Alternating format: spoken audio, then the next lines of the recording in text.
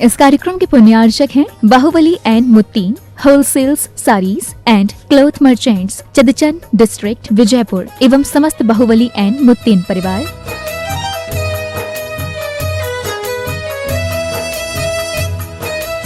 राजगुरु ज्योतिष पवन जी शास्त्री, एक ही बार में समस्याओं का समाधान, 100% गारंटी से काम। फैमिली प्रॉब्लम, बिजनेस में नुकसान, शादी सगाई में रुकावट, फंसे हुए पैसे, डिवोर्स समस्या एवं अन्य समस्याओं के लिए संपर्क करें 8209931336 9737202129। ब्रांच अहमदाबाद एवं हैदराबाद। Website www.rajguruastrologer.com।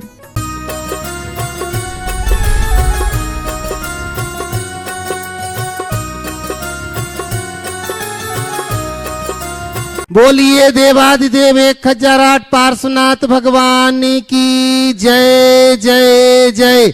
श्रवण संस्कृति के उन्नायक प्रातः स्मरणीय आचार्य भगवंत विद्यासागर जी महामुनि राज की जय जय जय जय। बोलिए गुणायतन प्रणेता शंका समाधान करता भावना योग प्रवर्तक तरुणाई के प्रखर वक्ता पूज्य मुनिवर श्री प्रमाण सागर जी महाराज की जय जय जय। मुनि संघ की जय जय जय।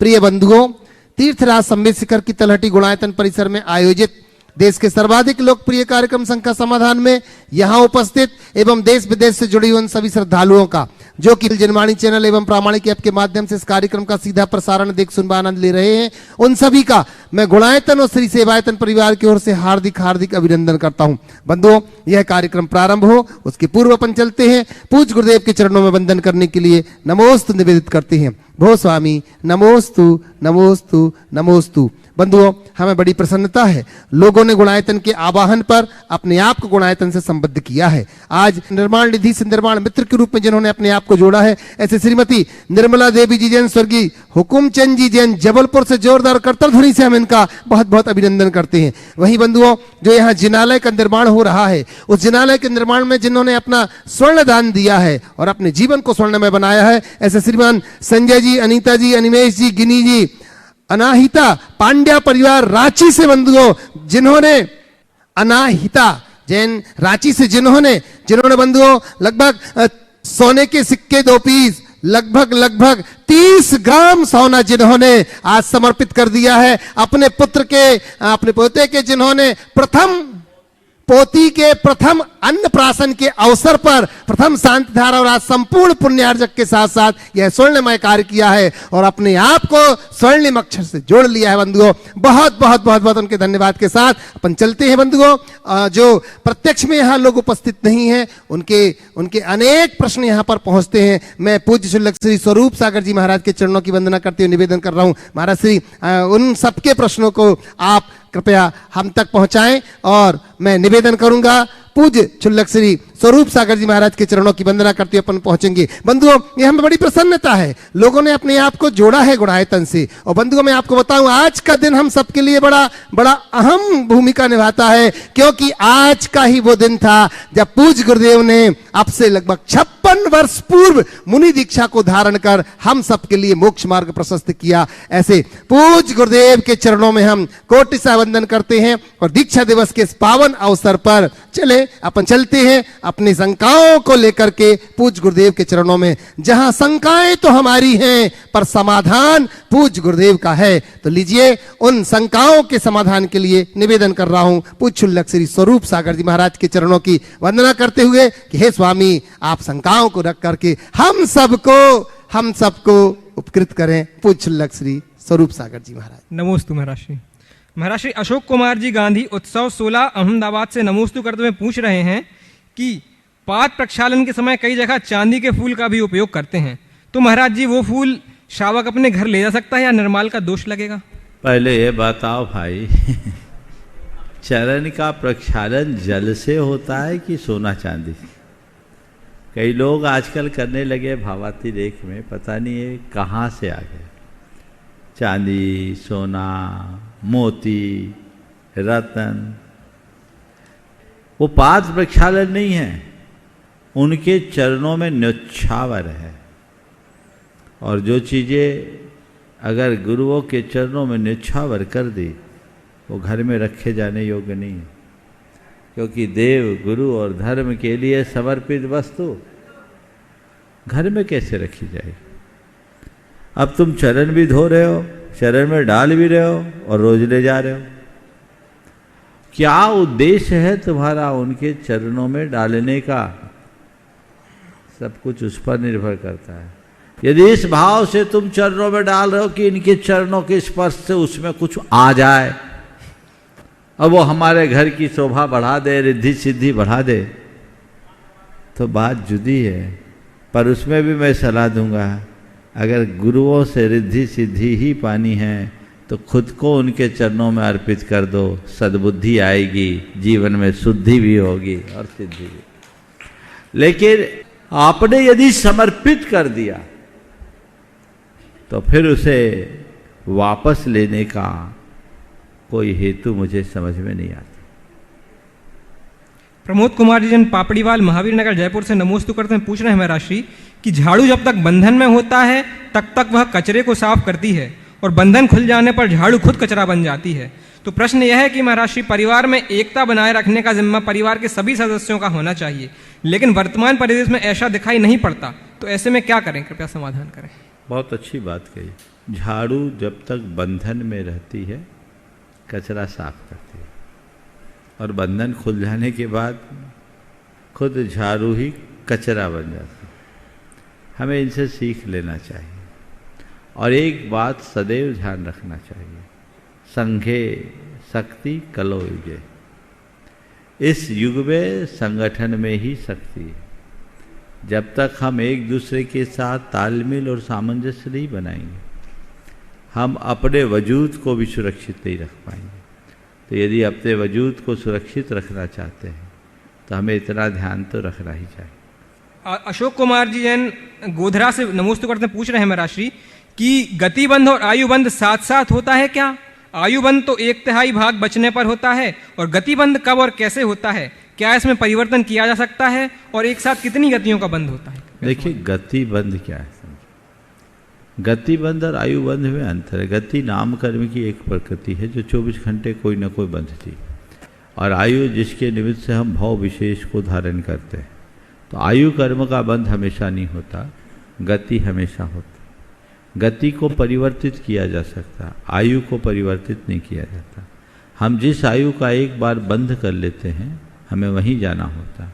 और हाँ, आयु बंधने के बाद हम जिस आयु के साथ जन्म लेते हैं, जिस गति में जन्म लेते हैं, वही गति हमारी होती है। नितिन जैन बिनौली बागपत से नमोस्तु करते हैं, पूछ रहे हैं महाराज श्री कि अगर कोई 5-6 साल का बच्चा हकलाकर बोलता है तो उसके लिए भावना योग की कौन सी कमांड देनी चाहिए? अगर बच्चा भावना योग नहीं कर सकता तो क्या माँ बाप उसकी जगह भावना योग कर सकते हैं? और यदि 30 साल से ऊपर का युवक इसी तरह से समस्या से जूझ रहा है तो भावना योग उसका कैसे मदद कर सकता है? देखिए, 5-6 साल के बच्चे की अगर हकलाहट है तो हकलाहट कोई बीमारी नहीं है, एक प्रकार की मनोवृत्ति है, आदत बन जाती है। तो उनको आप स्पीच थेरेपी कराइए, उससे फ़र्क पड़ेगा, काफ़ी कुछ परिवर्तन होता है। मेरे संपर्क में एक सज्जन है जिनसे आप बात करना चाहो तो बात कर ही नहीं सकते, इतने हकलाते हैं। लेकिन वही व्यक्ति माइक पर गाता है तो घंटों समा बांध देता है, संचालन करता है, जबरदस्त है। तो ये इस बात का द्योतक है कि ये कोई बीमारी नहीं है, एक प्रवृत्ति बन जाती है, इसे बदला जा सकता है। तो छोटे बच्चे 5 साल की उम्र में क्या कमांड दे, ये उसको स्पीच थेरेपी के माध्यम से कराए तो ज़्यादा अच्छा है। अगर बड़ों के साथ है तो उनके मन में एक जो बात बैठ जाती है कि मैं बोल नहीं पाता, मैं हकलाता हूँ, उसकी जगह मैं बहुत अच्छा बोलता हूँ, मैं बहुत अच्छा गाता हूँ, मैं बहुत अच्छा बोलता हूँ, मैं बहुत अच्छा गाता हूँ, ये बात बार बार दोहराए तो उसके हकलाहट पे कुछ अंतर आ सकता है। साक्षी जन सागर से नमोस्तु करते हैं, पूछ रहे हैं महाराज श्री कि कई घरों में यंत्र जी रखे हैं और कई अशुद्धियों के कारण पाप लगता है, तो यंत्र जी को कहाँ और कैसे रखें? कृपया समाधान करें। आज से कुछ दिन पहले ही इस पर प्रकाश डाला है। यंत्र जी 2 तरह के यंत्र होते हैं। कुछ यंत्र सामान्य अंकों और अक्षरों से निर्मित होते हैं जिनकी कोई पूजा और प्रतिष्ठा की आवश्यकता नहीं हो। लेकिन कुछ यंत्र ऐसे होते हैं जिनमें विशेष मंत्र होते हैं और उनकी प्रतिष्ठा की जाती है। अगर कोई यंत्र प्रतिष्ठित है तो जो उसकी विधि है हमें उसके अनुरूप ही काम करना चाहिए, और साधारण यंत्र है तो उसके लिए कोई पूजा पाठ की जरूरत नहीं। पर इस संदर्भ में मैं पहला सुझाव तो ये दूंगा, ज़्यादा यंत्रों के चक्कर में मत पड़ो। मैं एक स्थान में था, एक भाई ने मुझसे कहा, महाराज मेरे घर में बहुत सारे यंत्र हैं, मैं क्या करूं? मैंने कहा कि तुम्हारे यंत्र देखूं तब बता सकता हूं क्या है। वो लेकर मेरे पास आया, 37 यंत्र थे। 37 यंत्रों में लगभग 22-23 यंत्र तो सर्वकार्य सिद्धि यंत्र, लक्ष्मी वृद्धि यंत्र, इस तरह के यंत्र थे। कोई 20 यंत्र, कोई 65 यंत्र, कोई 15 का यंत्र, इस तरह के यंत्र। हमने कहा इतने सारे क्या कर लिए? बोले महाराज जी क्या करें, हमारे पिताजी बहुत सारे साधुओं से जुड़े थे, जहाँ गए जिसने जो दिया ले आए, अब रखे। हमने कहा इससे कुछ फर्क पड़ा? महाराज जी इससे हमें तो कुछ समझ में नहीं आया। तो पहली बात तो मैं ये आप सबसे कहना चाहता हूँ, जिससे चाहे जैसे यंत्र लाकर घर में धरने की प्रवृत्ति से बचिए।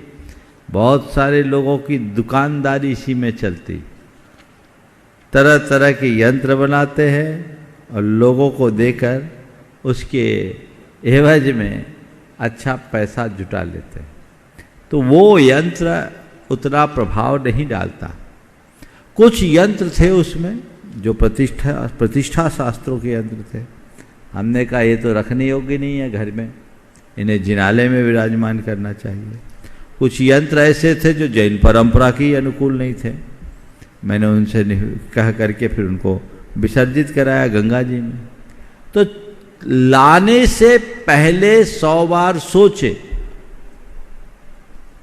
और इनके चक्करों में लगने की जगह सीधे कर्म सिद्धांत पर विश्वास बढ़ाए और सही रास्ते पर चले, तो ये सारी दुविधाएं ही दूर हो जाएगी।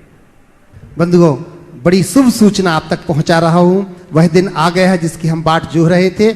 आगामी 25 तारीख को प्रातःकाल 7 बजे आचार्य भगवंत के आशीर्वाद से इस गुणायतन परिसर में आगवानी होगी। पूज्य मुनिवर श्री निर्वेक सागर जी महाराज, पूज्य मुनिवर श्री शीतल सागर जी महाराज, एलक श्री निजानंद सागर जी महाराज की आगवानी होगी। हम सब मिलकर के बड़ी भावभीनी आगवानी महाराज श्री की करेंगे, जिसमें आप सभी लोग शामिल होंगे। और मैं अब प्रत्यक्ष में निवेदन कर रहा हूं, पूज्य उल्लक श्री चिद्रूप सागर जी महाराज के चरणों की वंदना करते हुए लीजिए। तब तक मैं प्रथम प्रश्न के रूप में आमंत्रित कर रहा हूं हमारे बीच में श्रीमान रविंद्र जी जैन देहरादून से आइएगा। हाँ, सुलोचना जी कल्याणमल जी ईसरी से, व्यक्ति परिवार से मैं निवेदन करता हूं अपना प्रश्न रख रहे हैं। और इसी के बाद तैयार रहेंगे श्रीमान सरला देवी जी मैसूर से पूरे परिवार के साथ। मैं निवेदन करता हूं सुलोचना जी और कल्याणमल जी अपना प्रश्न रख रहे हैं, और फिर तैयार रहेंगे सरला देवी जी मैसूर से संपूर्ण परिवार के साथ। नमोस्तु महाराज श्री। इच्छा में महाराज जी, इच्छा में महाराज जी। आज आचार्य श्री जी का दीक्षा समारोह है। आचार्य श्री जी ने आज कैसलोज किया था, आज ही के दिन कैसलोज किया था। उनके सर पे तो थोड़े थोड़े से बाल रह गए थे। फिर आपने भी दीक्षा ली तो उस टाइम आपके भी बाल एकदम सफा हो गए थे। और आज पांचों महाराज जी ने छुल्लक जी ने कैसलोज किया, उनके बाल भी एक। आप अपना अनुभव बताइए कि आप जब दीक्षा लिए थे तो आपका कैसलोच में कैसी दर्द पीड़ा हुई थी, और महाराज जी लोग भी अपना बताएं। देखो ऐसा है, कैसलोच तो एक बड़ी साधना है। आज सबसे बड़ी बात तो हमारे संकेत शुल्लक जी लोगों ने कैसलोच किया है। 3 महाराज ने आज किया, एक कल किए थे और एक परसों किए थे। आप देख ले सब नए रूप में, और ये इन लोगों का पहला कैसलोच है। हम लोग अपने कैसलोच की शुरुआत ब्रह्मचारी अवस्था से ही कर दिए, और ब्रह्मचारी अवस्था से कैसलोच किए। उस समय बाल बहुत घने थे, चिक्कण थे, रुक्ष और कड़े भी थे। पूरी उंगलियां कट जाती थी। और शुरुआत में जब अपने हाथ से केशलोच किया तो मुझे 7 घंटे लगे। मेरे साथ के क्षुल्लकों ने और साथियों ने, उस समय मैं क्षुल्लक था, ब्रह्मचारी अवस्था से किया, लेकिन पहले थोड़ा थोड़ा हेल्प लेता था, किसी से रास्ता बनवाता था, फिर केशलोच करता था, क्योंकि मेरे बाल उलझ जाते थे। लेकिन जब जिस दिन मैंने पहली बार अपने हाथ से पूरा केशलोच किया, 7 घंटे लगे। अब मेरे सारे साथी लोग, देखो इतनी देर लग गई, इतनी देर लग गई, इतनी देर लग गई। अब लग गए तो लग गए, मैं क्या बोलूं। पपोरा जी की बात, उस दिन गुरुदेव ने मंच से कहा 7 घंटे लगे हैं ये मत देखो, 7 घंटे तक उत्साह बनाए रखा ये देखो, और ज़्यादा देर तक करोगे, उत्साह बना रहा तो निद्रा अधिक होगी। फिर मुनि दीक्षा तक तो काफ़ी अभ्यास हो गया। और मैं आपको बताऊं, जिस दिन मेरी मुनि दीक्षा हुई, उस दिन जैसा केशलोच तो आज तक हुआ ही नहीं। एकदम सफा चट्ट। आचार्य महाराज को संस्कार करने के लिए बाल नहीं मिले थे। ये जो भी एक संयोग है, तो ये चीज़ें होती है। और केशलोच वैराग्य की परीक्षा, भेद विज्ञान की पुष्टि और स्वावलंबन की भावना की वृद्धि के लिए किया जाता है। एक महाराज जी, आज क्लास में आपने पढ़ाया था, हाँ बोलो बोलो बोलो बोलो बोलो। जैसे विदेश क्षेत्र में सुमेरु पर्वत के ऊपर में भगवान की पांडुक शिलाएं रहती है, भगवान का अभिषेक होता है। उसके बाद में ऊपर में चुल्लिका क्यों की थी? भगवान जब उस पर विराजमान होंगे तो उसके ऊपर में चुल्लिका लगाने की क्या आवश्यकता थी? अरे जिस जगह सुमेरु पर्वत में पांडुक शिला है, उसकी चौड़ाई योजनों में है, और उसमें जो पांडुक शिला की चूलिका है मात्र 12 योजन है, तो बहुत चौड़ाई है। तो बीच में चूलिका है। चूलिका पांडुक जैसे है ना, ये पूरा सुमेरु है, बीच में चूलिका, और जो सराउंडिंग एरिया है उसमें पांडुक शिला और जिनालय आदि। और वो अधर रहती क्या? नहीं, उसी मेरु का ही अंग है। बिना चोटी के पर्वत अच्छा थोड़ी लगेगा। नमोस्तु भगवान। मेरा प्रश्न यह है कि आचार्य श्री जब समय शिखर जी की वंदना के लिए पधारे थे, उस समय डाल्टनगंज हजारीबाग होते हुए जो रास्ता था, आपने स्कूल ड्रेस में ही, मुझे लगा कि आप स्कूल ड्रेस में ही आप बिहार साथ में चले थे, और 22 किलोमीटर, मेरे ख्याल 22 किलोमीटर ही होगा, और इतना नुकीला रास्ता था, इतना, आपने कहा उसका अपना अनुभव बताइए। देखिए, ये मेरे जीवन का अद्भुत अनुभव था। परम पूज्य गुरुदेव के पूर्व मैं कभी किसी साधु के प्रति आस्थावान नहीं रहा। मेरा साधु संतों से कोई लगाव नहीं, उनमें कोई रुचि नहीं। पर जब गुरुदेव के आगमन की चर्चा सुनी तो मेरे हृदय में उत्कंठा जागी, और पहली बार मैंने किसी साधु को, किसी गुरु को नमन किया। जब गुरुदेव आए, हजारीबाग आए थे, 3 दिन मैं पूरी तरह संघ के ही साथ रहा। और जब बिहार किया, बहुत छोटा तो था, मैंने भी पूरा बिहार किया, 20 किलोमीटर का, 16 साल, और 20 किलोमीटर पैदल बिहार किया। सड़क नुकीला था, कष्टदायी रास्ता था। गुरुदेव चल रहे थे, संग में एक मुनि महाराज थे, उनके पैर में एक घाव हो गया था, वो पंजों के बल चलते थे। क्षमा सागर जी महाराज, मुझे ध्यान है आप उस समय आए, मेरा तो परिचय नहीं था, लेकिन साथ साथ चल रहे थे आप, और आपने कहा बहुत कंकर है।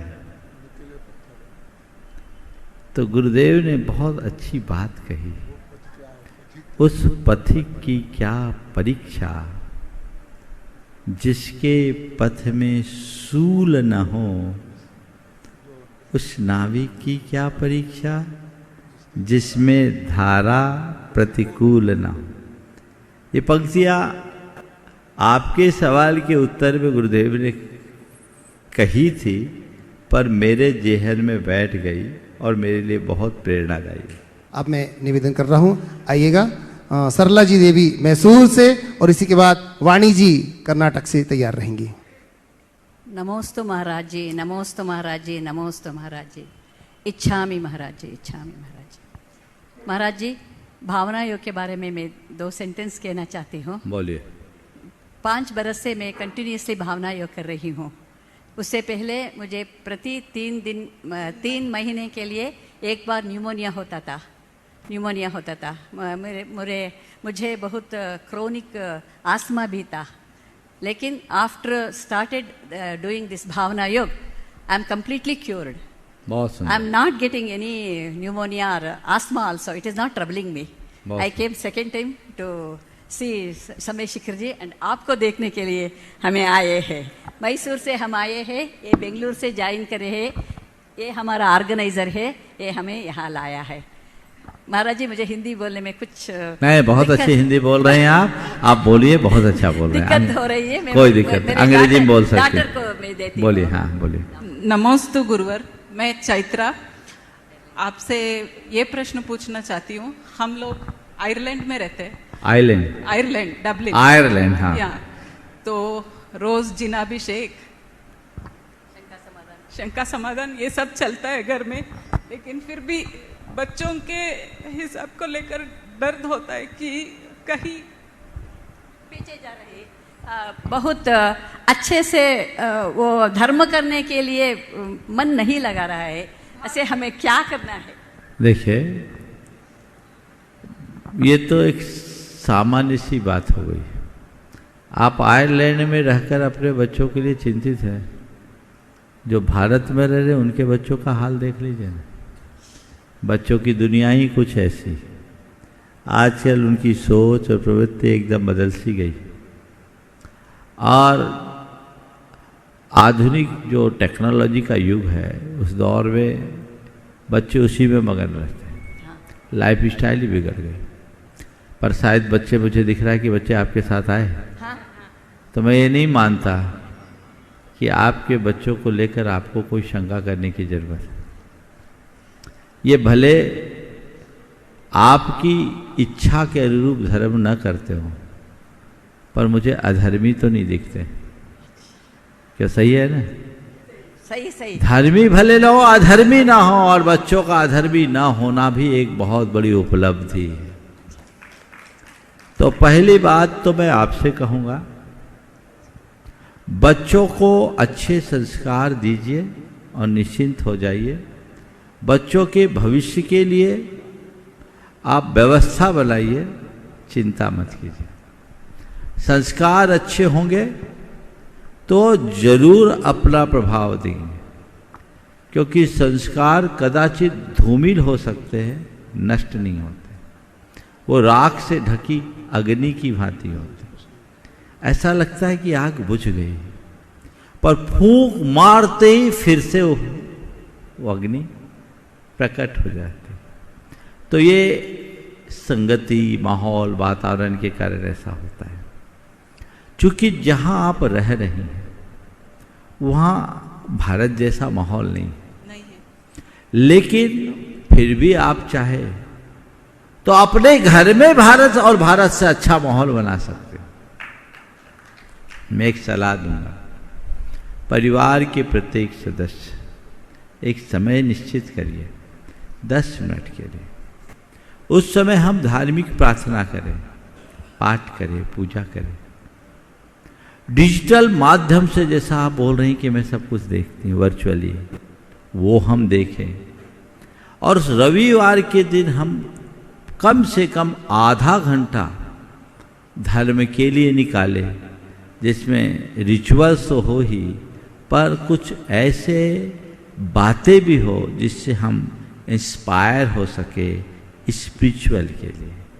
वो जग जाए तो जीवन बदल जाएगा। और फिर देश काल की दूरियां बाधक नहीं बनती। मेरे संपर्क में ऐसे बहुत सारे लोग हैं जो भारत से बाहर अमेरिका में हैं, यूरोप में हैं, लेकिन वहां रह करके भी यहां वालों से ज्यादा धर्मी है। और बच्चों में भी वो बात है। संस्कार जगाइए और इन बच्चों को प्रामाणिक पाठशाला से जोड़ दीजिए। जुड़े हैं ना? बच्चे जुड़े हैं? हाँ, जुड़े हैं। उसको माइक दो। बेटे, जो मैं पूछ रहा बताओ। ये बताओ, वहाँ के वातावरण के कारण बहुत ज़्यादा धार्मिक कार्य तो तुम नहीं कर पाते हो, लेकिन जब भी कोई धर्म का कार्य करने की बात आती है तुम्हें कैसा लगता है? It's peaceful. पीसफुल लगता है? थोड़ा तुम्हारा इंटरेस्ट है कि नहीं? Yeah. है ना? बस ये शुभ संकेत है, बढ़ जाएगा। आशीर्वाद। चलिए लीजिएगा। प्रतिभा स्थल की छात्रा वो वाणी हो गया। आयुषी जैन, आपको पूछना है, बोलिए। नमस्ते महाराज, नमस्ते। हम रिटायर्ड प्रोफेसर हूँ बेंगलुरु यूनिवर्सिटी का। आपका शंका समाधान इतना समाधान दिया, उसका I cannot explain that thing. Therefore, I am very much grateful to you, and I have come here to touch your feet and request for your help, sir. Okay, ठीक। लीजिए। आयुषी जैन मधुबन से क्वेश्चन है। Have you any question? ठीक। नमस्ते महाराज। मैं उद्योग से swimming coach है। बहुत लोगों को मैं स्विमिंग सिखा दिया, वो जीव रक्षण किया, बहुत लोग सीख लिया, मगर उन लोग वो कंपटीशन में भी इंटरनेशनल लेवल तक पहुंच गए। वो लोग बताते हैं वो ताकत के लिए वेजिटेरियन फूड के मैं सजेस्ट करता हूँ, फिर भी उन लोगों को ये मांसाहार सेवन करने के लिए ये ताकत बड़े आता है करके बोलता है, मगर मैं उसका विश्वास नहीं। बहुत एक्सप्लेन करते हैं, फिर भी उन लोगों के थोड़ा ऐसे करने करेगा। उन लोगों को क्या करना सकते तुम्हें समाज? देखिए, बहुत सारे ऐसे लोग हैं जो रेसलर्स भी रहे हैं लेकिन पूरी तरह शाकाहारी रहे। शायद ग्रेट खली, मैं अगर सही हूँ, वो वेश था ना पूरा, तो उनको बताओ। दारा सिंह के बारे में भी मैंने सुना है, वो पूरी तरह शाकाहारी थे। तो और भी आप तो दुनिया के उन तमाम लोगों को चुनिए जो शाकाहारी होते हुए भी दुनिया में एक मिसाल बने। और जब वो बातें हम उनके सामने रखेंगे, निश्चित उनकी सोच में परिवर्तन आएगा। धन्यवाद। आयुषी जैन प्रतिभा स्थली की छात्रा। और इसके बाद मैं निवेदन करूंगा रविंद्र जी देहरादून से, साथ ही सतीश जी देहरादून से। नमस्ते महाराज जी, मेरा प्रश्न यह है कि दवा जेब में नहीं शरीर में लगने से काम करती है। फिर से बोलो। दवा जेब में नहीं शरीर में लगने से काम करती है, वैसे ही भगवान और गुरुदेव की वाणी कान में नहीं हृदय में लगने से काम करती है। पर महाराज जी, हम अच्छी बातों को तो हृदय से नहीं लगाते, कान तक ही सीमित रखते हैं, और बुरी बातों को बहुत जल्दी हृदय से लगा लेते हैं। महाराज जी ऐसा क्यों? देखो, जिसके प्रति हमारी रुचि होती है ना, वो बातें हम पकड़ लेते हैं, और जिसमें हमारी रुचि कम होती है उसको हम बाईपास कर देते हैं। लोगों की अच्छाई के प्रति रुचि कम है और बुराई के प्रति ज़्यादा है।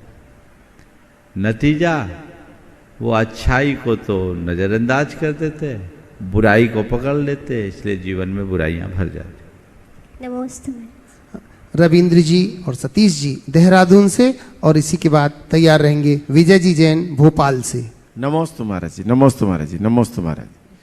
महाराज जी, 2 दिन पहले मैंने आपकी दिन में क्लास में बैठा हुआ था, तो एक प्रसंग आ रहा था कि नरक का जीव नरक के अपना टाइम पूरा करके नरक में नहीं जाता, कुछ गैप करके बाद वो नरक में आता है, जबकि वो नरक के अंदर एक दूसरे को मारते हैं, काटते हैं, खुश होते हैं। तो इतना पाप करने के बाद भी फिर वो नरक में क्यों नहीं जाता, फिर दूसरे उसमें क्यों जाता है? अभी वहां वो पाप कर नहीं रहा, पाप भोग रहा है। वो तो उसने पीछा। पूरी बात सुनिए। हाँ जी। वो वहां पाप भोग रहे जी। नारकी जीवों के द्वारा जो मार काट की जाती है जी, वो उनको नारकी नहीं बनाती। पर मनुष्य के रूप में रहते हुए या पशु के रूप में रहते हुए जो नारकी जीवन जीता है वो नरक जाता है। ठीक, धन्यवाद। वहां वो जो करते हैं वो क्षेत्र के प्रभाव से करते हैं, और यहां जो होता है वो तुम्हारे दुस्वभाव से होता है। क्षेत्र के प्रभाव से होने वाला पाप एक नियोग भी बनता है, लेकिन अपने दुस्वभाव से किया जाने वाला पाप वज्र बन जाता है, वज्र योग बनता है। तो नारकी मरकर नरक में नहीं जाएगा, क्योंकि वो पाप भोगा है, यहां आएगा। कुछ संस्कार आते हैं वहां से भी, तो फिर उसका वैसा ही जीवन चक्र चलता है और फिर वहां जाता है। लेकिन उन्हीं नरकों से निकलने वाले अनेक जीव यहां से आकर मोक्ष भी चले जाते हैं। इसलिए एक बात समझो कि ये मनुष्य जीवन हमें मिला है, संभल कर जीने के लिए मिला है, सही जीवन जीने के लिए मिला है। हम गलत तरीके से न जिए। नमस्कार। जय। चलिए लीजिएगा विजय जी जैन भोपाल से, और इसी के बाद निवेदन करूंगा मैं मनीष जी जैन यूएसए से। महाराज जी नमोस्तु नमोस्तु नमोस्तु सभी इच्छामी इच्छामी इच्छामी इच्छामी। महाराज जी मैंने एक बड़े अभी एक विद्यासागर महाराज जी संबंधित कह रहा हूँ कि एक माँ रहती है और एक बच्चा रहता है, और माँ कहती है कि देखो बेटा घर पे वहाँ पर दीपक जल रहा है, वहाँ मत जाना। और बच्चे चंचल रहते हैं, वो जाके वो दीपक पकड़ लेता है।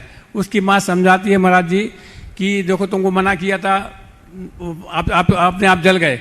इसके बाद महाराज जी वो दूसरी बार ऐसी गलती नहीं करता। और हम लोग ऐसी क्या मतलब वो है कि महाराज जी की ऐसे प्रवचन, आपके प्रवचन संज्ञा समान सुनते हम लोगों पर असर क्यों नहीं होता है महाराज जी? ऐसा इसलिए नहीं होता कि आप लोग बड़े हो गए, बच्चे होते तो शायद नहीं। दुष्यंत कुमार की ये पंक्तियां बहुत साफ है। हाथों पे अंगार लिए मैं पूछता रहा, हाथों पे अंगार लिए मैं ये पूछता रहा, कोई मुझे इन अंगारों की तासीर बता दे। अरे हाथ जल रहा है फिर भी तुम उसकी तासीर पूछ रहे हो, इससे बड़ा बेवकूफ और कौन होगा? महाराज जी आप आशीर्वाद एक क्वेश्चन और ओम चलो आगे लीजिए। हाँ, निवेदन कर रहा हूँ। इसके बाद में यूएसए से माननीय मनीष जी जैन, और फिर मैं निवेदन करूंगा डब्बू भैया प्रदीप भैया जी कासलीवाल गया से। नमोस्तु गुरुवर, नमोस्तु। मेरा नाम मनीष जैन है, मैं सियाटल यूएसए से हूँ। हमारे पूरा संघ आपके प्रमाणिक एनआरआई जो संघ का पदार्थ होता है उससे काफ़ी जुड़ा हुआ है। महाराज जी मेरा प्रश्न ये है कि हम लोग सियाटल में 3 साल से जिन मंदिर निर्माण के लिए काफ़ी कोशिश कर रहे हैं, पर सफलता हाथ नहीं लगी है। कुछ ना कुछ हो जाता है, जो भी हम ज़मीन पसंद करते हैं वो वर्कआउट नहीं होती है। तो आपसे अनुरोध, कुछ हमें प्रेरणा दें जिससे हमारा मनोबल बना रहे और हम इस कार्य को पूर्ण। देखिए, अच्छे कार्यों में थोड़े विघ्न आते हैं, और ऐसे अच्छे कार्य तभी संपन्न होंगे जब हम उसके लिए पूरी तरह संकल्पित नहीं, प्रतिबद्ध हो जाएं। तो आप लोगों का जो विघ्न है उसके निवारण के लिए मैं यही सलाह दूंगा, जितने लोग भी उस मंदिर से जुड़े हुए हैं या जो लोग मंदिर बनाना चाहते हैं, वे सब लोग मिलकर एक एक प्रतिज्ञा लें कि जब तक हमारे यहाँ का मंदिर बनकर पूर्ण नहीं हो जाता तब तक हम इस प्रतिज्ञा का पालन करेंगे। और सभी लोग कम से कम नमोकार मंत्र की एक माला इस मनोभाव के साथ फेरे कि हमें जल्दी भगवान के दर्शन का लाभ हो, शीघ्र हमारा मंदिर बने, जल्दी मंदिर बने, जल्दी मंदिर बने, तो मंदिर बन जाए।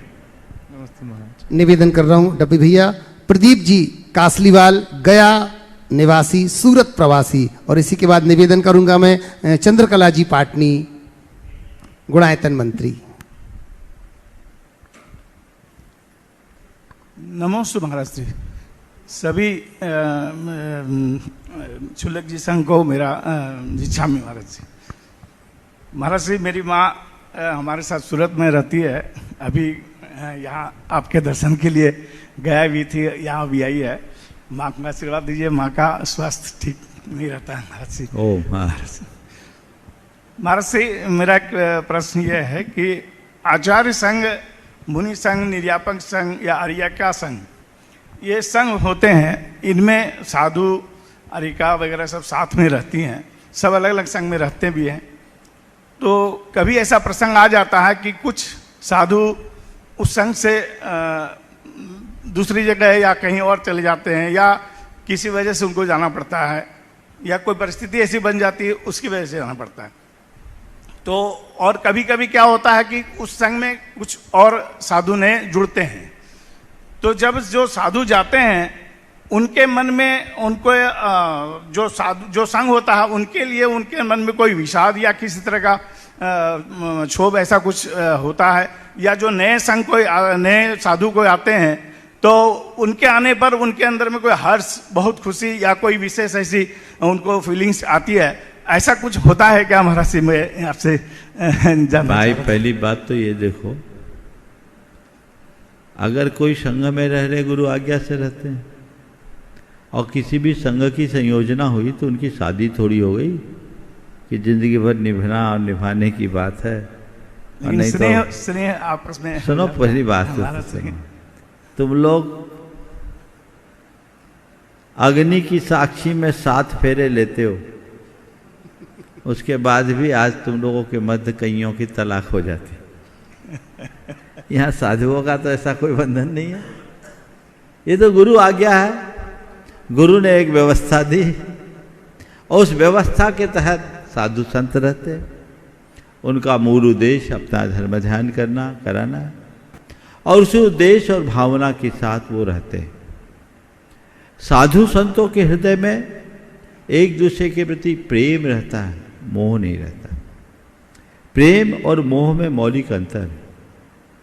प्रेम का मतलब है एक दूसरे के साथ हिलमिल करके रहना, एक दूसरे का साथ निभाना, एक दूसरे की सुध लेना। और मोह का मतलब है एक दूसरे के पीछे पागल होना। मोह से राग द्वेष होते हैं और प्रेम में सहज स्नेह की अभिव्यक्ति। तो हम लोगों के हृदय में प्रेम भाव आता है। आ गए तो वेलकम, चले गए तो भीड़ कम। ये तो श्रावकों के लिए होता है महाराज। हाँ, सबके लिए, तुम लोगों के लिए भी बोल रहा हूँ कि तुम लोग आ गए तो ऐसा नहीं सोचो कि कभी कभी तुम लोग आते हो तो हम लोग भी मुस्कुरा देते हैं, यानी महाराज बहुत गदगद है, और चले गए तो अरे मत जाओ यहीं रहो। ऐसा कुछ नहीं होता। ये नदी नाव संयोग है। हर साधु इस बात को अच्छी तरीके से जानता है। एगो हम सासदवादा अहमिको खल शुद्धो, मेरा मार्ग मेरा है और मैं अकेला हूं। ये तो सब संयोग है, नदी नाव संयोग, निमित्त नैमित्तिक संबंध के तहत होता है। इसलिए संघों में बहुत तरह के परिवर्तन समय समय पर होते रहते हैं, कई तरह की बातें होती हैं। इसमें गुरु की भूमिका बहुत महत्वपूर्ण होती है। और कहीं यदि साधुओं में इस तरह का कोई परिवर्तन होता है तो भी द्वेष का भाव मन में नहीं होना चाहिए। यदि हो रहा है तो समझ लेना वहाँ साधुता खंडित हो रही है, क्योंकि हम साधु बने हैं रागत द्वेष निर्वृत्तै चरणम प्रतिपद्यते साधु। राग द्वेष की निवृत्ति के लिए तो हम साधु बने, और साधु बनने के बाद वही पाल लिए तो बड़ा घाटे का सौदा होगा। इसलिए नहीं, मन साफ रखो। हो सकता है असहमति, असम्मति या वैचारिक मतभेद हो, मुंडे मुंडे मतिर भिन्ना। गुरु शिष्य का एक दूसरे के प्रति समर्पण होता है, साधर्मी का समर्पण हो कोई जरूरी नहीं। तो वो होने के बाद भी विसंगति में संगति होनी चाहिए, मनभेद नहीं होना चाहिए। साथ रहो तो और साथ छूटे तो मन पानी की तरह निर्मल बना लो तो जीवन धन होगा। और मुनि के लिए इसीलिए कहते हैं मुनि मन सम उज्ज्वल नीर। समझ गए? तो वो भूमिका होनी चाहिए। महाराज श्री आने से हर्ष का विषय भी आता है। बता दिए ना, आने का हर्ष तो होगा, लेकिन वो भी इतना ही। अच्छा। हाँ, अंदर से पता है 4 दिन की जिंदगी। नमस्ते महाराज। निवेदन कर रहा हूँ चंद्रकला जी पाटनी गुणायतन मंत्री, और फिर इसके बाद हम सीधे पहले मंच पर चलेंगे पूज्य छुल्लक जी के चरणों में। मेरी तरफ से, जगत के सब जीवों की तरफ से मुनिराज के चरणों में नमोस्तु, सब छुल्लक जी महाराज के चरणों में इच्छा में। महाराज श्री आचार्य महाराज का ऐसा क्या प्रभाव है कि उनसे संग दूर दूर रह के भी अनुशासित रहता है, तो ऐसा उनका ऐसा क्या प्रभाव है?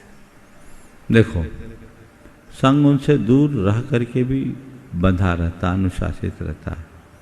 आपने पूछा उनका प्रभाव तो है, इसका कारण बताता हूँ। उसका मुझे एक बड़ा कारण दिखता है। बहुत कम बोलते हैं, और जो बोलते हैं उसमें रत्ती भर कम नहीं करते। बहुत कम बोलते हैं, और जो बोल दिया उसमें रत्ती भर कम नहीं किए। समझ गए? अपनी वजनदारी बनाए रखना चाहते हो तो 10 गलती पर 1 बार बोलो। 1 गलती पर 10 बार बोलोगे तो प्रासंगिकता खो दोगे। आचार्य महाराज बहुत कम, देख करके भी अनदेखा करेंगे, और कोई बड़ी बात हुई तो पूरी फाइल खोल देंगे। और एक बार कुछ बोल दिया, जब तक उसका पालन ना हो तब तक दूसरी बात नहीं। तो हम लोगों के लिए हड़कंप मच जाता है जब उनका निर्देश नहीं मिलता। अगर थोड़े दिन के लिए भी निर्देश नहीं मिला तो समझ लो उनके द्वारा निर्देश न मिलना एक बहुत बड़ी सजा है। ये उनका पराक्रम है, ये उनका शासन है, ये उनका प्रताप है जो सब बंधे। छुल्लक जी के चरणों में चले। उसके पूर्व महाराज श्री यूएसए से ही एक छोटी सी बिटिया इशिता जैन है, अपना छोटा सा प्रश्न आपके चरणों में रख रही है, और फिर मैं निवेदन करूंगा पूज्य छुल्लक श्री चिद्रूप सागर जी महाराज के चरणों में वंदन करते हुए अपना प्रश्न रखने के लिए। बहन छोटी सी बिटिया इशिता यूएसए से। 13 मिनट बचे। नमोस्तु महाराज जी, मेरा नाम इशिता है और मैं सियाटल से हूँ। मेरा प्रश्न है, 20 तीर्थंकर यहाँ से ही क्यों मोक्ष गए थे? बहुत सुंदर सवाल। आपने ऊपर दर्शन कर लिए कि भी दर्शन बाकी है? कर लिया। कर लिया ना। देखो, ये जो धरती है, इस धरती को शाश्वत धरती कहते हैं। क्या बोलते हैं? शाश्वत। यहाँ का जो कॉस्मिक पावर है कुछ एक्स्ट्रा ऑर्डिनरी होगा, जिसके कारण सभी तीर्थंकर, ये तो 4 एक्सेप्शनली नहीं आए, नहीं तो 24 के 24 तीर्थंकर को निर्वाण यहीं से होता है। समझ गए? वो ये साधना स्थल, ये सिद्ध भूमि है, तो सिद्ध भूमि में सिद्धि की प्राप्ति सहजता से होती है। पूज्य छुल्लक श्री चिद्रूप सागर जी महाराज के चरणों की वंदना करती हुए फिर उसके बाद महाराज जी से निवेदन करूंगा। समादर सागर महाराज जी। पूज्य मनीषी के चरणों में बारंबार नमस्तु। महाराज जी, आज गुरु जी का दीक्षा दिवस है, उनके चरणों में अनंत नमोस्तु। गुरु जी के बारे में प्रायः सुनते हैं, वो कभी वचन नहीं देते, कभी कहीं जाने आने का या किसी बारे में कुछ नहीं कहते, तो वो कहते हैं वचन नहीं प्रवचन देना। महाराज जी, इस पर कोई संस्मरण के माध्यम से प्रकाश डालने की कृपा करें। बहुत अच्छा सवाल। वो बिल्कुल वचन तो देते ही नहीं, और किसी को आओ किसी को जाओ ये सब नहीं बोलते। आपने पूछा है वचन नहीं प्रवचन देना पर संस्मरण। गुरुदेव ने अपने मुख से कई बार बताया। ज्ञान सागर जी महाराज की जब सेवा में वो थे तो आचार्य महाराज ने उनसे कुछ सूत्र मांगा। सूत्र देते समय ज्ञान सागर जी महाराज ने 2 मुख्य सूत्र दिए। पहला सूत्र दिया, संघ को गुरुकुल बनाना, और दूसरा सूत्र, वचन नहीं प्रवचन देना।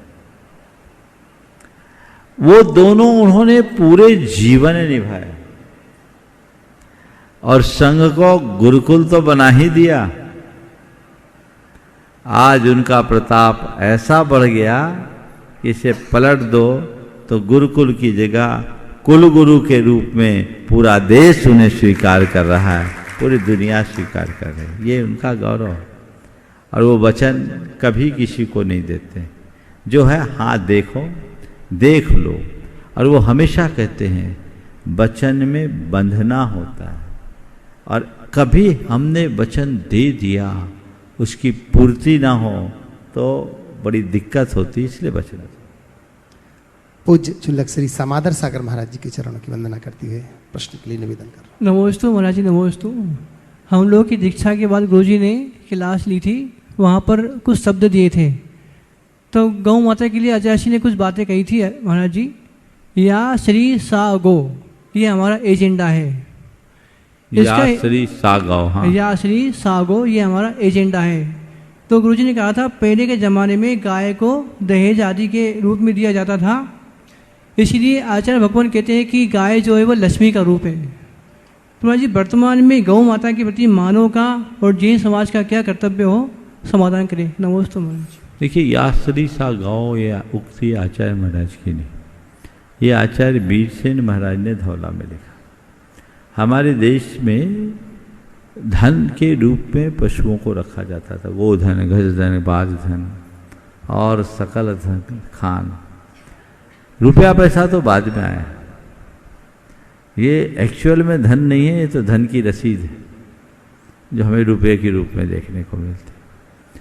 तो ये धन था, उसे हम धन के रूप में देखते थे और उसी अनुरूप सारी व्यवस्थाएं चलती थी।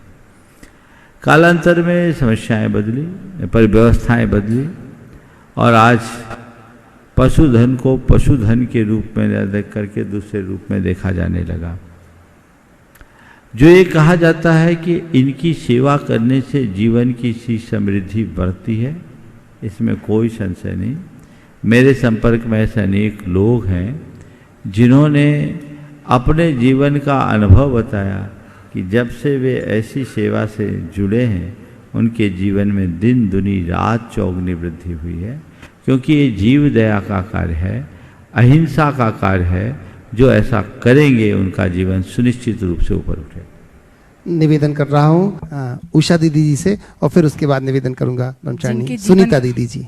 जिनके जीवन का प्रत्येक कदम स्वर्णिम इतिहास का नवीन पृष्ठ है, जिनकी लेखनी जिनागम का सार है, जिनके विचार सागर के अतल गहराइयों को लिए हुए है, जिनकी चर्या बाह्य में मूलाचार है तो अंतरंग में समय सार है, ऐसे श्रवणोद्धारक आचार्य प्रवर गुरुदेव के पावन श्री चरणों में हमारा आपका सबका नमोस्तु नमोस्तु नमोस्तु। समंत्र भद्र की तरह धर्म की ध्वजा को फहराने वाले पूज्य प्रमाण सागर महाराज जी के पावन श्री चरणों में हमारा नमोस्तु नमोस्तु नमोस्तु। पूज्य छुल्लक जी के चरणों में एक क्षण। महाराज श्री जी, मेरी एक जिज्ञासा है। आचार्य नेमी चंद्र सिद्धांत चक्रवर्ती देव ने अपने शिष्य के लिए गौमट सार की रचना की, तो हमारे गुरुदेव ने ऐसी कौन सा निमित्त था जो ऐसी इतनी बड़ी मूक माटी महाकाव्य की रचना की। नमोस्तु महाराज जी, समाधान। देखिए, आपने एक अलग प्रकार का सवाल किया। गौमट सार और सतखंडागम की कथा तो हम सबको पता है, लेकिन मूक माटी का जो सवाल है, ये मेरा सौभाग्य है कि मूक माटी की रचना काल में मुझे गुरु सन्निधि में रहने का सौभाग्य मिला। और गुरुदेव जब मूक माटी लिखते थे और प्रतिदिन प्रायः कुछ न कुछ अच्छी पंक्तियाँ हम लोगों को आते थे, और मैं समझता हूँ वही आज भी हमें याद है, जो बहुत बड़ी प्रेरणा देती। मूक माटी की जो संरचना हुई, ये कोई योजनाबद्ध तरीके से नहीं हुई। गुरुदेव काव्य कृतियां लिखते थे और माटी पर एक कविता लिख रहे थे, और लिखते लिखते लिखते लिखते उसने मूक माटी महाकाव्य का स्वरूप धारण कर लिया, और उसमें पूरे गागर में सागर भर दिया। आप पूछो गुरुदेव से कि आपने मूक माटी क्या सोचकर लिखा, तो वो यही कहेंगे मैंने कुछ सोचा ही नहीं, मैं तो लिखता गया, माटी मुझसे बुलवाती गई, मैं लिखता गया। एक होता है कि कोई काव्यकार अपने मानस में कुछ चीजें बिठाता है फिर लिखता है। उन्होंने जब लिखना शुरू किया था तो सोचा भी नहीं था कि कोई काव्य बनेगा। पहले तो सोचे एक छोटी सी कविता है, फिर सोचा प्रबंध काव्य है, और बढ़ते बढ़ते महाकाव्य का रूप ले लिया।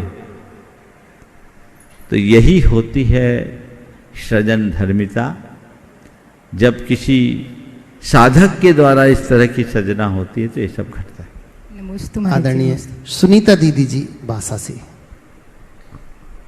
गुरुवर के चरणों में नमोस्तु नमोस्तु नमोस्तु। सभी छुल्लक जी के चरणों में इच्छा में इच्छा में इच्छा में। महाराज जी, आज अपन सब गुरु चरणों में रहते हैं। आज हमारा भी सौभाग्य रहा कि गुरुदेव के दीक्षा दिवस के दिन ही आदर्शमती माता जी के दीक्षा के साथ में मुझे भी संयम से बंधने का गुरु का आशीर्वाद मिला। लेकिन महाराज जी, जैसे अपन पंचम काल में कहते 25वें तीर्थंकर नहीं होते हैं, लेकिन जो अपने गुरु ने अपन को शिक्षा दीक्षा देकर के और उसके बाद में जो अपन रत्नकांड श्रावकाचार में गाथा पढ़ते हैं, विषयाशा बसाती तो निरारंभो परिग्रहा ज्ञान अध्यान तपो रत्ना तपस्वी सा प्रशस्यते। और गुरु ने अपन को बिल्कुल महत्वाकांक्षा से रहत रहने का उपदेश देकर के कल्याण का मार्ग बताया। और अपना इतना बड़ा बृहद संघ है समूह शरण जैसा, तो अगर हम गुरु को अपने मन की श्रद्धा में 25वें तीर्थंकर के रूप में मानते हैं और तीर्थंकर के रूप में मान करके अगर हम उनकी पूजन पाठ करते हैं कि ये हमारे गुरु भी आचार्य भगवान जैसे ही हैं, तो उसमें कोई बाधा है?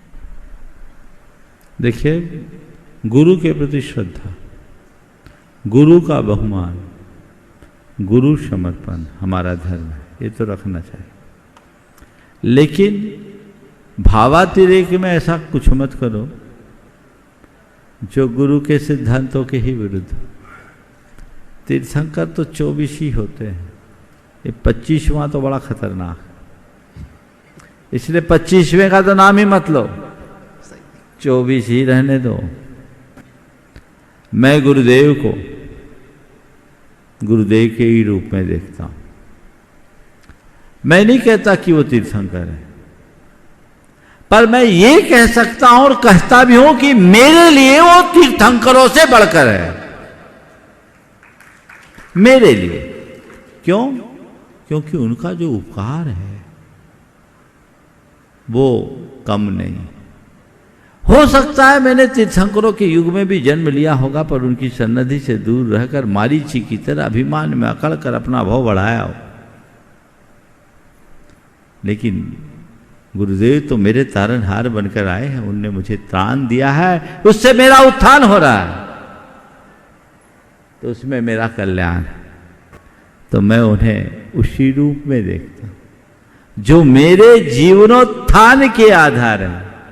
तो हम उन्हें तीर्थंकर ना कहें, पर ये माने कि वे, उनका जो उपकार है वो तीर्थंकरों जैसा है। और मुझे लगता है कि इस युग में वो जो कुछ भी कर रहे हैं बड़ा उत्कृष्ट कर रहे हैं। आने वाले दिनों में वह सब कुछ घटित होगा जो हो सकता है कभी हम उन्हें तीर्थंकर के रूप में भी देख सकें।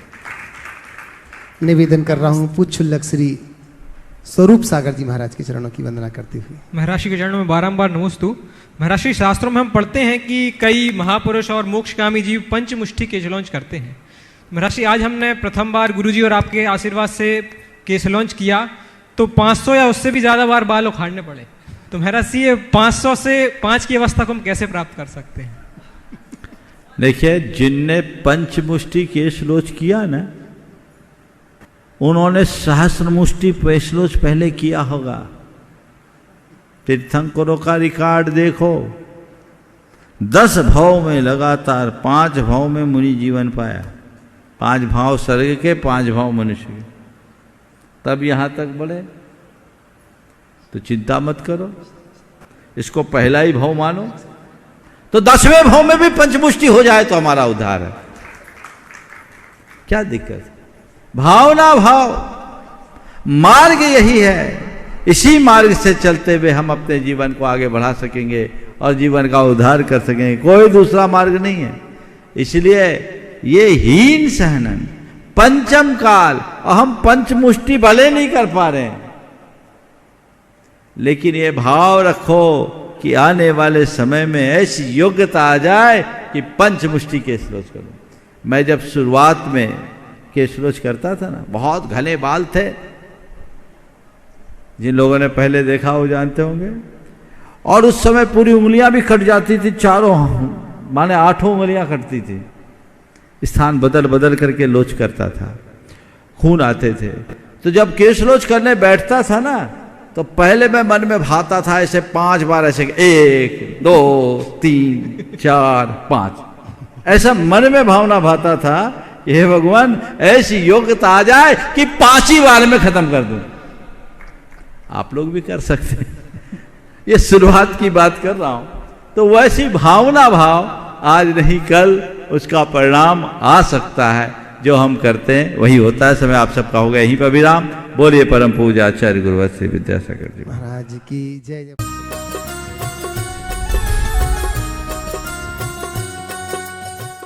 इस कार्यक्रम के पुण्यार्चक थे Bahubali and Muttin wholesales saris and cloth merchants, Chadchan district, Vijayapur एवं समस्त बाहुबली एंड मुत्तीन परिवार।